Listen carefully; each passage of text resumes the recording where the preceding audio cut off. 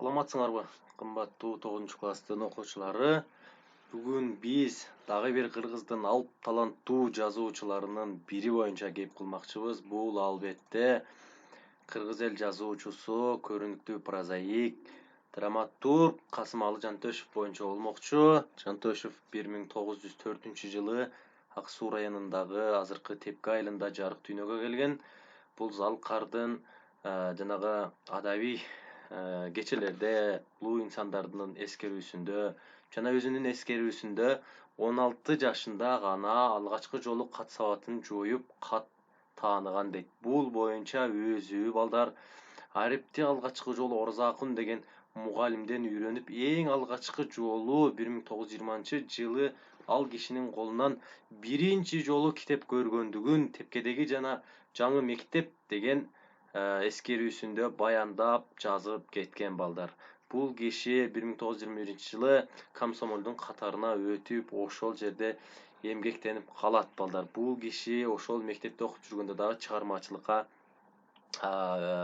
кенен аралашып баштаганын алдыда айтып кетем. 1924-жылга чейин балдар айылдык мектепте окуп, ошол жерде билим алып калат. Айрым маалыматтарга караганда ал жерде 1922-жылы Койчу деген биринчи драмалык чыгармасын жазып, алгачкы эле Чу дегенде эле драмага чейин чоң сюжеттүү чыгармаларды жазып баштаган балдар.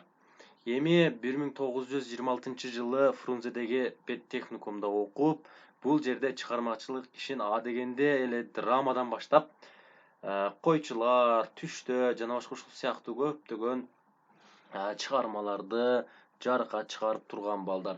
Бул кишинин элге кеңири таанылып, өзүнүн сүймөнчүлүккө ээ болгон Каныбек деген дагы чоң романдары бар. Каныбек романы 2 томдук балдар.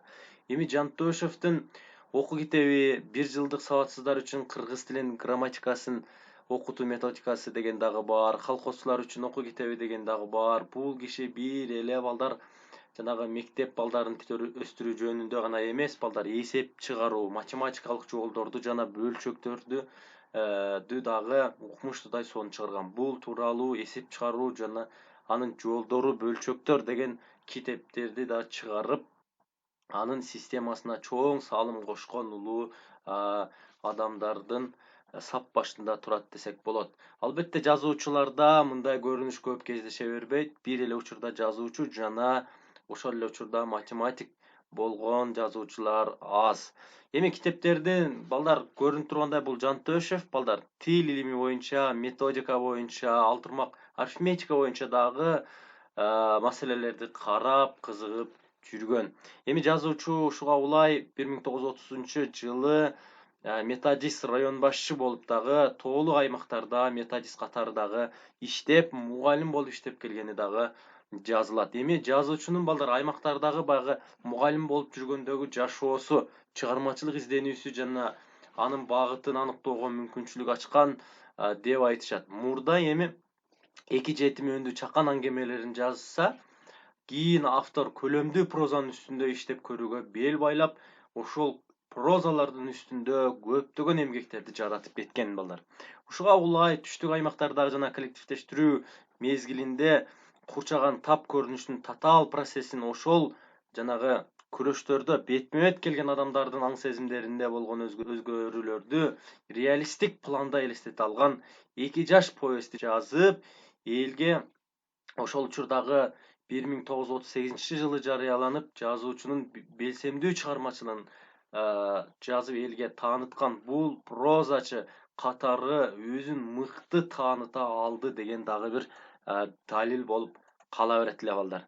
Эми бул киши 1929-жылы 3 актылуу Жоголсун байлар деген аттуу бир пьесасын жазып, 37-жылы эл чарбасын коллективдештирүүгө арналган Дараш Кимтханти пьесаларын жазып, ошол эле учурда Жантөшевдин прозага карата кызыкчылыгын артып, прозага бир топ кызыкканын өзүнүн окурмандары дагы эскерип келишет.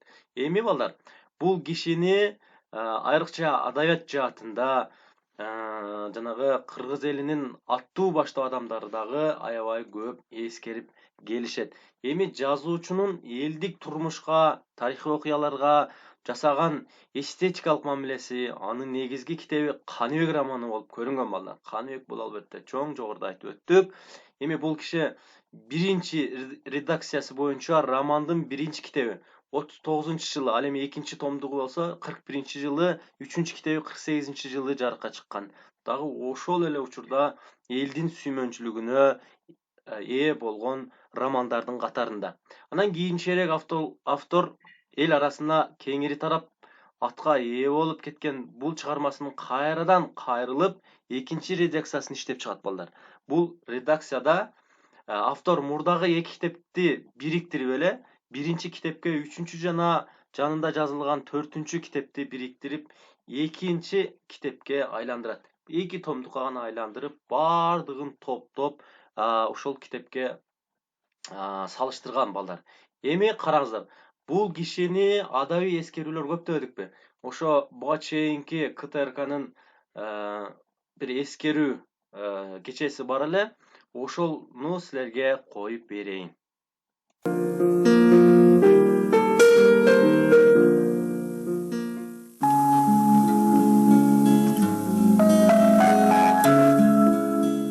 Кыргыз СССРнын искусствосуна эмгек сиңирген ишмер, Кыргыз СССРнын эл жазуучусу, көп кырдуу талант ээси Касымалы Жантүшевдин туулганына быйыл 110 жыл болду.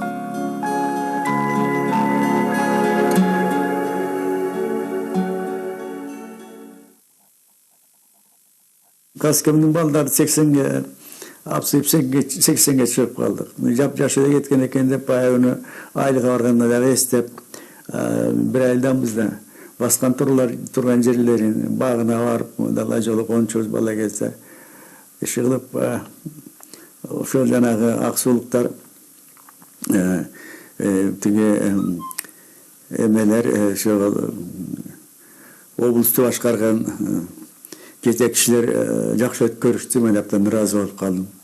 Жантөшев дээрлик 15 жыл Кыргыз, азыркы Кыргыз академиялык улуттук драма театрында иштеген. Менимче бул информация көпчүлүккө анча белгисиз боло берсе керек, анткени маселе мында да эмнегедир Жантөшевдин юбилейлеринин бардыгы Гүл театрында өтөт. Ушул театрда, мына биздин азыркы улуттук театрда Жантөшевдин юбилейин белгилеген эч ким жок. Чынында Жантөшев ушул театрда иштеген. Мына эгемендүүлүк келгенден кийин дейбизби, негедир ушул Касымалы Жантөшев жөнүндө учукпай эле эч ким учукпай, айтпай, бул кишинин ошончо маданиятка ушунчалык зор кошкон салымын, адабиятка кошкон салымын биз айтпай келатканыбыз өтө өкүнүчтүү. Касымалы Жантөшев 1904-жылы Көлдүн Тепке деген айылында жарык дүйнөгө келет. 1916-жылкы үркүндүн азабын өз көзү менен көрүп, жон териси менен сезип чоңойгон Касымалы өзү теңдүү балдардан ар нерсеге шыктуулугу, дилгирлиги менен айырмаланган. Булар 16-жылы баягы үркүндө Кытайдан келип, анан азыркыга чейин болгон үйүн салышып, анан ошол үйдү 3 комнат экен, анын экөөнү мектепке берип коюп, ошо Тепкенин айылынын балдары жалаң ошол мектепти бүтүп, ошол мектептин кагазын алып, анан институт, техникум тияк-бияка окуган экен. Жантөш ата эми ушинтип эле жүрө бересиңби, аял алып берели деп бирөөлөр менен сүйлөшүп да, ушунун кызы жакшы тигиндей деп. Анда папам айтыптыр, ал кызды өзүңөр алып жаткыла, мен өзүм тандап алам деп, анан окууга кетип калат экен. Окууга кеткенде эжесинин, эми жездесинин атын сурабай минип кетет экен Бишкекке.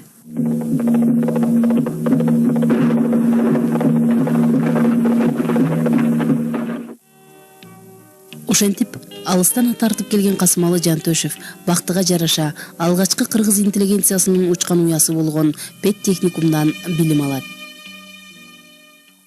Зияш Бектенов агайдын кийин бизде университетте окуткан агайдын эскерүүсүн Касымалы Жантөшүп деген эскерүүсү гезитке чыккан эле. Ошондон абдан тактап аны жаш кезим, айрыкча бала кези кандай экендигин ошол аркылуу билдим да. Ал өзү кичинекейинен эле абдан тентек, ар кандай ишке кызыккан, башкача айтканда анын колунан келбеген эч кандай иш жок эле деп эскеришет да. Бабам техникумда окуп жүргөндө алардын директору Константин Кузьмичтин иниси Петр Кузьмич деген директор экен. Анан бабам мындай тири карак экен балдарга караганда. Бардык кружокторуна которма кружок болсо ага барчу экен, би кружок болсо ага барчу экен, сөздү сүйлөп дикция, фикция дегендердин немелерин барына эчтекени калтырбай. Ал эмес жанагы сайма, суйма, игирип бирдеме сокмой, штопка ошолордун барына барып жүргөн активист экен өтө атам. Ошолордун баарын билчү. Жанагы Касымалы Жантөшүп деген Зияшбектин эскерүүсүндө бул бир жолу бутунун кызыл ашыгын чыгарып алыптыр. Чыгарып алганда атасы бут неме салчу экен, ошо чыкканды. Атасы келгиче өзү бутунун учуна жипти байлап, тияга бир башын тияга байлап туруп, катуу булкуп туруп өзү салып алыптыр бутун.